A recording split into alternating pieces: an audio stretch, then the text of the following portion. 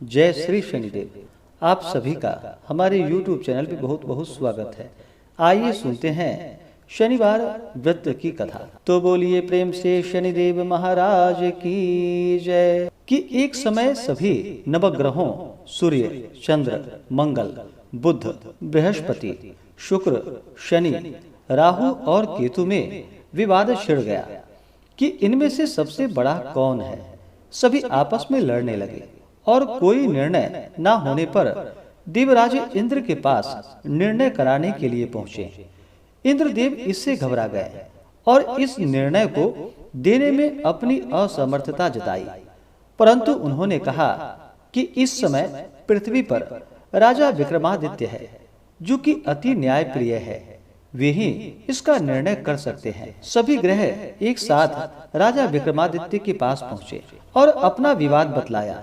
साथ ही निर्णय लेने के लिए कहा। राजा इस समस्या से अति चिंतित हो उठे, क्योंकि वे जानते थे कि जिस किसी को भी छोटा बताया जाए वही कुपित हो उठेगा। तब राजा को एक उपाय सूझा। उन्होंने स्वर्ण, रजत, कांस्य, पीतल, शीशा, रांगा, जस्ता, अभ्रक और लौह से निर्मित 9 सिंहासन बनवाए और उन्होंने इसी क्रम में रख दिया। फिर उन सबसे निवेदन किया कि आप सभी अपने अपने सिंहासन पर विराजमान हो जाइए। जो अंतिम सिंहासन पर बैठेगा वही सबसे छोटा होगा। इस अनुसार लौह सिंहासन, जो कि सबसे बाद में होने के कारण शनिदेव सबसे बाद में बैठे, तो वही सबसे छोटे कहलाए। उन्होंने सोचा कि राजा ने यह जानबूझकर कर दिया है। कुपित होकर राजा से कहा कि हे राजा, तू मुझे नहीं जानता। सूर्य एक राशि में 1 महीना, चंद्रमा 2.25 महीना 2 दिन, मंगल 1.5 महीना, बृहस्पति 13 महीने व बुध और शुक्र 1 महीने विचरण करते हैं। परंतु मैं 2.5 से 7.5 वर्ष तक रहता हूँ। बड़े बड़ों का मैंने विनाश किया है। श्री राम की 7.5 आने पर उन्हें वनवास हो गया था। रावण की आने पर बंदरों की सेना से परास्त होना पड़ा। अब तुम सावधान रहना। ऐसा कहकर कुपित होते हुए शनिदेव वहां से चले गए। अन्य देवता खुशी खुशी चले गए। कुछ समय के बाद राजा की 7.5 आई। तब शनिदेव घोड़े का सौदागर बनकर वहां आए। उनके साथ कई बढ़िया घोड़े थे। राजा ने यह समाचार सुन अपने अश्वपाल को अच्छे घोड़े खरीदने की आज्ञा दे दी। उसने कई अच्छे घोड़े खरीदे व एक सर्वोत्तम घोड़े को राजा को सवारी हेतु दे दिया। राजा जो ही उस पर बैठा, वह घोड़ा सरपट वन की ओर भाग चला।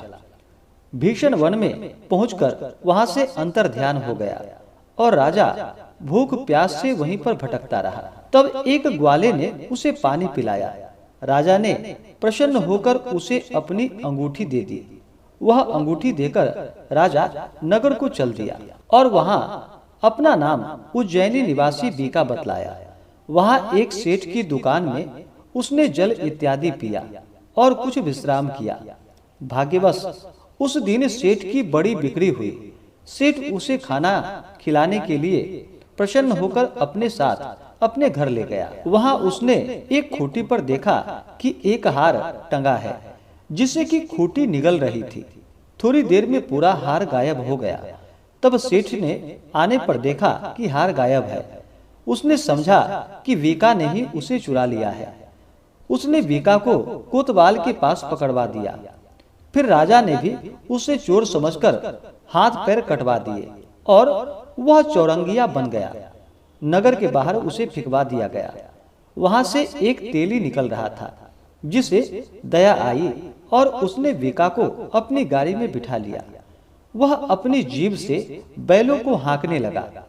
उस काल राजा की शनि दशा समाप्त हो गई।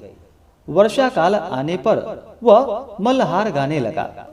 तब वह जिस नगर में था, वहां की राजकुमारी मन भावनी को वह इतना भाया कि उसने मन ही मन प्रण कर लिया कि वह उस राग गाने वाले से ही विवाह करेगी। उसने दासी को ढूंढने के लिए भेजा। दासी ने बतलाया कि वह एक चौरंगिया है, परंतु राजकुमारी ना मानी। अगले ही दिन उठते ही वह अनशन पर बैठ गई कि विवाह करेगी तो उसी से करेगी। उसे बहुत बार समझाया गया पर वह न मानी। तो राजा ने उस तेली को बुलावा भेजा और विवाह की तैयारी करने के लिए कहा। फिर उसका विवाह राजकुमारी से हो गया। तब एक दिन सोते हुए स्वप्न में शनिदेव ने राजा से कहा कि राजन, देखा तुमने मुझे छोटा बतलाकर कितना दुख झेला है। तब राजा ने उनसे क्षमा याचना मांगी और प्रार्थना की कि हे शनिदेव, जैसा दुख मुझे दिया है किसी और को ना देना। शनिदेव मान गए और कहा कि जो मेरी कथा कहेगा और व्रत करेगा उसे मेरी दशा में कोई दुख नहीं होगा। जो नित्य मेरा ध्यान करेगा और चींटियों को आटा डालेगा उसके सारे मनोरथ पूर्ण होंगे। साथ ही राजा को हाथ पैर भी वापस दे दिए। प्रातः आंख खुलने पर राजकुमारी ने देखा तो वह आश्चर्यचकित रह गई। विका ने उसे बतलाया कि वह उज्जैन का राजा विक्रमादित्य है। सभी अत्यंत प्रसन्न हुए। सेठ ने जब सुना तो वह पैरों पर गिरकर क्षमा मांगने लगा। राजा ने कहा कि वह तो शनिदेव का कोप था, इसमें किसी का कोई दोष नहीं है। सेठ ने फिर भी निवेदन किया कि मुझे शांति तब ही मिलेगी जब आप मेरे घर चलकर भोजन करेंगे। सेठ ने अपने घर नाना प्रकार के व्यंजनों से राजा का सत्कार किया। साथ ही सबने देखा कि जो खूंटी हार निगल गई थी वही अब उसे उगल रही थी। सेठ ने अनेकों मोहरे देकर राजा का धन्यवाद किया और अपनी कन्या श्री कंवरी से पानी ग्रहण का निवेदन किया। राजा ने सहर्ष स्वीकार कर लिया। कुछ समय पश्चात राजा अपनी दोनों रानियों मनभावनी और श्री कंवरी को सभी उपहार सहित लेकर उज्जैन नगरी को चले गए। वहाँ नगरवासियों ने सीमा पर ही उनका स्वागत किया। सारे नगर में दीपमाला हुई। वह सबने खुशी मनाई। राजा ने घोषणा की कि मैंने शनिदेव को सबसे छोटा बतलाया था, जबकि असल में वही सर्वोपरि है। तब से सारे राज्य में शनिदेव की पूजा और कथा नियमित रूप से होने लगी। सारी प्रजा ने बहुत समय खुशी और आनंद के साथ बिताया। जो कोई शनिदेव की इस कथा को सुनता है या पढ़ता है या दूसरों को सुनाता है, उसके सारे दुख शनिदेव जी की कृपा से दूर हो जाते हैं। तो बोलिए प्रेम से शनिदेव महाराज की जय। तो आशा करता हूँ कि यह जानकारी आपको अच्छा लगा हो। ऐसे ही ज्ञानवर्धक जानकारियाँ प्राप्त करने के लिए हमारे इस चैनल पे अगर आप नए हैं तो चैनल को लाल बटन दबा करके सब्सक्राइब करें, साथ में बेल आइकन घंटी को दबाएं ताकि मेरे वीडियो का नोटिफिकेशन आपको समय से मिलता रहे।